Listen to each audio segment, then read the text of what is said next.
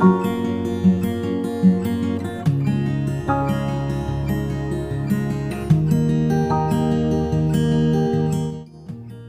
गांव में रामलाल नाम का एक किसान अपनी पत्नी और 4 लड़कों के साथ रहा करता था। रामलाल खेतों में मेहनत करके अपने परिवार का पेट पालता था, लेकिन उसके चारों बच्चे बहुत आलसी थे, जो गांव में इधर उधर घूमते रहते थे।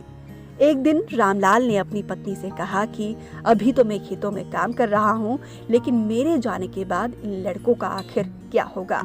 इन्होंने तो कभी मेहनत तक नहीं की है, ना ही कभी खेत में गए हैं।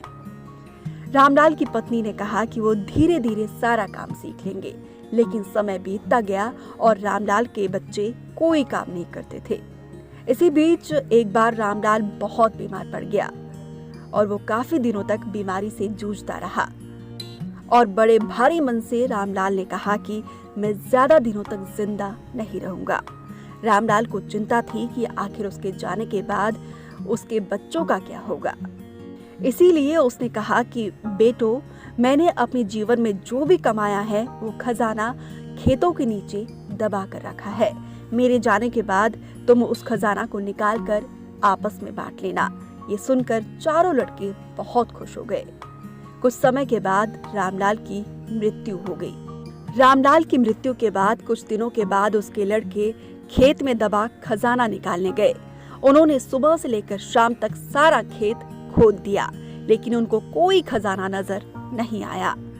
आखिर थक हार कर लड़के शाम को जब अपनी माँ के पास पहुंचे और बोले, माँ, पिताजी ने हमसे झूठ बोला था, उस खेत में कोई खजाना नहीं मिला। उनकी माँ ने जवाब दिया, तुम्हारे पिताजी ने जीवन में ये घर और खेत कमाया है, लेकिन अब तुमने खेत खोद दिया है तो उसमें बीज बो दो। इसके बाद लड़कों ने बीज बोया और माँ के कहे के मुताबिक उसमें पानी देते रहे। कुछ समय के बाद फसल पककर तैयार हो गई, जिसको बेचकर लड़कों ने अच्छा खासा मुनाफा कमाया और अपनी माँ के पास पहुँचे। माँ ने कहा कि तुम्हारी मेहनत ही असली खजाना है, यही तुम्हारे पिताजी तुमको समझाना चाहते थे। इस कहानी से हमें ये सीख मिलती है कि हमें आलस्य को त्याग कर मेहनत करना चाहिए। मेहनत ही इंसान की असली दौलत है। इसी तरह की मोटिवेशनल स्टोरीज को सुनने के लिए आप हमारे चैनल को लाइक करें, शेयर करें और सब्सक्राइब करना ना भूलें।